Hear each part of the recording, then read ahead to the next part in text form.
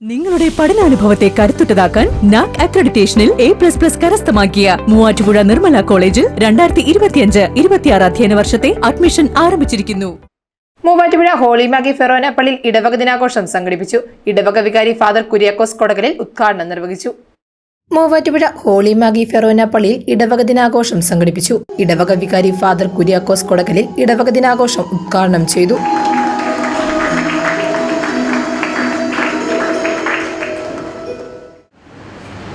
കഴിഞ്ഞ 2 വർഷത്തെ തിരുനാളുകളിൽ നമ്മൾ ഇടവക ദിനാഘോഷ പരിപാടികൾ നടത്തിയില്ലായിരുന്നു. അതുകൊണ്ട് മീറ്റിങ്ങുകൾ കൂടിയപ്പോൾ കുട്ടികളുടെ പരീക്ഷ കഴിഞ്ഞ് എല്ലാവർക്കും കൂടെ ഒന്ന് ഒരുമിച്ച് ചേരാം, ഇടവക ദിന ആഘോഷം നടത്താം. ചില വാർഡുകളൊക്കെ അവരുടെ വാർഡുകളിൽ വാർഷികങ്ങളൊക്കെ നടത്തി. എന്നാൽ ചില വാർഡുകളിൽ നടത്തുവാനായിട്ട് അവർക്ക് സാധിച്ചില്ല.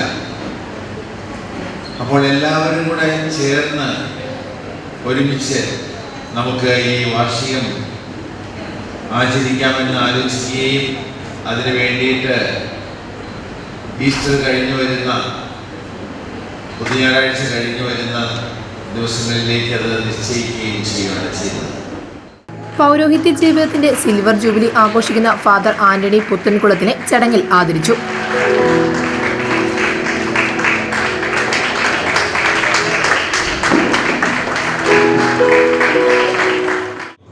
തുടർന്ന് പുതിയ പ്രേക്ഷിത രംഗം കിട്ടിയിരിക്കുകയാണ്. ഈ പ്രേക്ഷിത രംഗങ്ങളിലെല്ലാം എനിക്ക് ഒത്തിരിയേറെ സന്തോഷവും അഭിമാനവും തോന്നുന്നത് പൗരോഹിത്യ ജീവിതം ഇന്നും എന്നും ഒരുപാട് അനുഗ്രഹദായകമാണ് എന്നുള്ളതാണ്, അനുഭവദായകമാണ് എന്നുള്ളതാണ്. കുഞ്ഞുനാളിലെ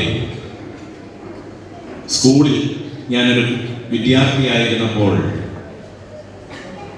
സ്കൂൾ കഴിഞ്ഞ് തിരിച്ചു വരുമ്പോൾ വീട്ടിലെ അരിപ്പെട്ടിയിൽ നിന്നും സൂക്ഷിച്ചിരുന്ന പപ്പടവും തുടർന്ന് അമ്മയുടെ ചേച്ചി ബാംഗ്ലൂരിൽ ഉണ്ടായിരുന്ന ചേച്ചി കൊടുത്ത സിസ്റ്ററായിരുന്നു ഒരു കോട്ട്, ഒരു വലിയൊരു ഗൗൺ, അതും ധരിച്ചുകൊണ്ട് കുർബാന ചൊല്ലാൻ ആരംഭിച്ചതാണ്. രൂപത തലത്തിൽ മറ്റ് അംഗീകാരങ്ങൾ നേടിയവർക്ക് സമ്മാനങ്ങൾ ചടങ്ങിൽ വിതരണം ചെയ്തു.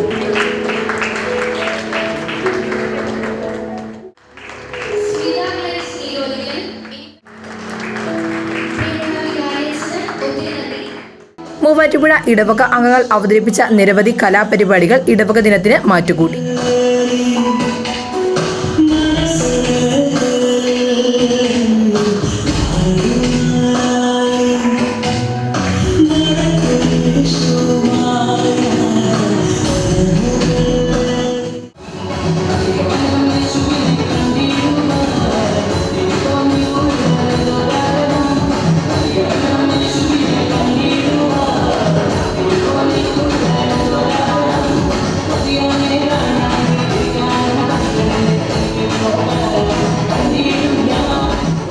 News desk Muvattupuzha news.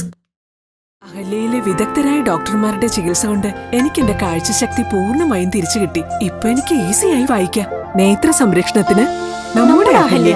Ahalya foundation eye hospital, കേരളത്തിൽ എല്ലായിടത്തും.